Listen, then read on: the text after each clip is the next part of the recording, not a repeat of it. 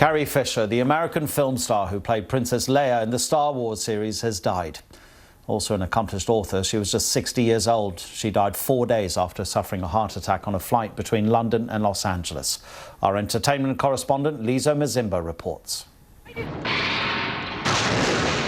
the hell are you doing? Somebody has to save our skins. Clever and confident, occasionally caustic. I take orders from just one person, me. So one day you're still alive. Will somebody get this big walking carpet out of my way? Carrie Fisher's Leia wasn't your typical princess waiting to be rescued. Good luck. Her most famous character was outspoken on screen. Governor talking. I should have expected to find you holding Vader's leash. I recognized your foul stench when I was brought on board. Carrie Fisher was often equally plain-speaking in real life, sharing details of her volatile relationship with her mother, screen legend Debbie Reynolds, and her own struggles with addiction. People used to ask me, right after I got sober initially, they'd say, "So are you happy now?" And I would say, among other things, happy is one of the many things, the many emotions I'll go through in a day. You're not just skipping around spouting Hallmark cards, but, yeah, I'm in a really much better place. Somehow you lay the entire blame for your drug taking on me. I do not. I do not, Mother. I took the The drugs. film Postcards from the Edge was based on Carrie Fisher's semi-autobiographical novel of the same name. The central character, an actress and recovering drug addict, played by Meryl Streep. I never get my hair done.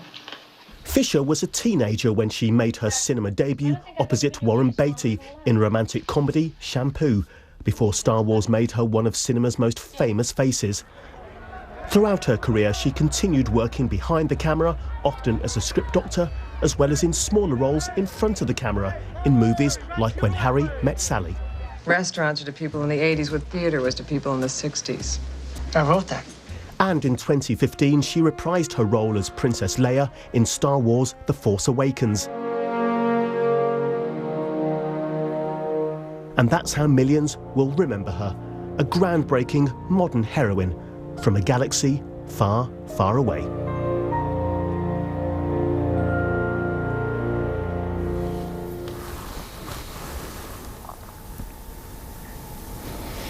Let's get some personal recollections of Carrie Fisher from Warwick Davis. You can see him in the screen there. Warwick appeared alongside Carrie Fisher as the Ewok Wicket in The Return of the Jedi, and he's in Woking in the south of England. Warwick Davis, thank you very much indeed for your time. How will you remember Carrie Fisher?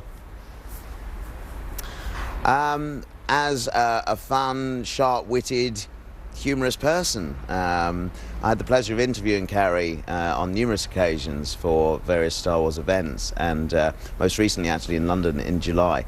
And she's just brilliant, recounting stories of being on Star Wars very frankly, and having a great sense of humour about the character and how she fitted into the Star Wars universe.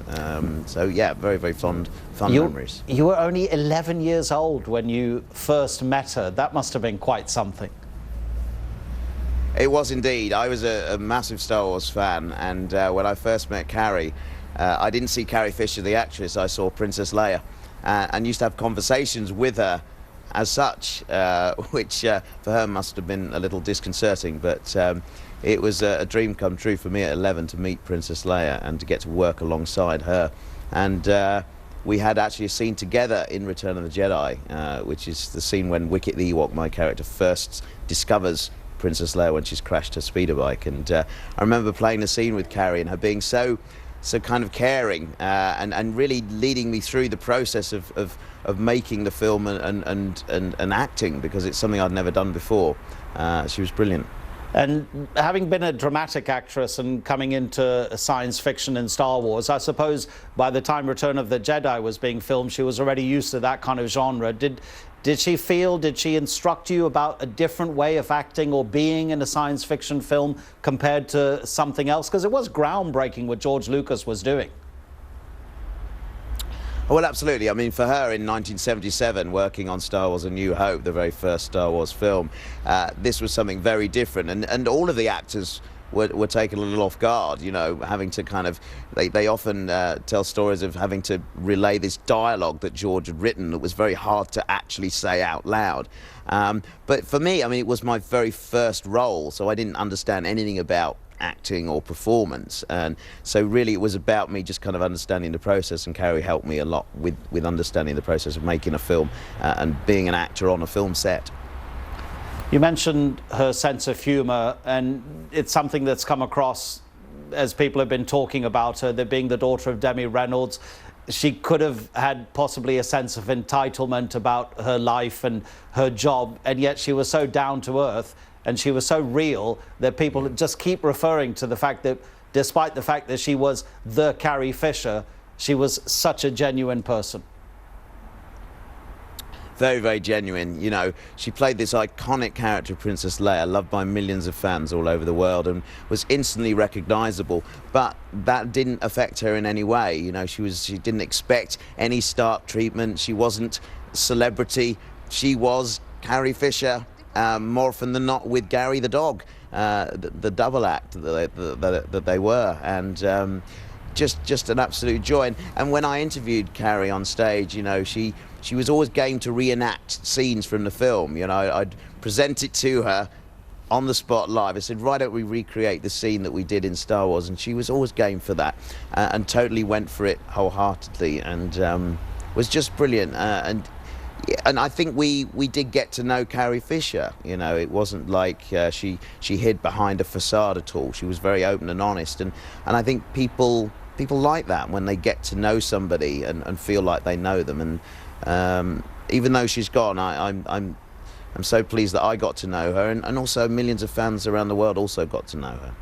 I suppose, Warwick, the great testament is that people like you have been talking about her with a smile on their faces. Warwick Davis, thank you very much indeed for your time.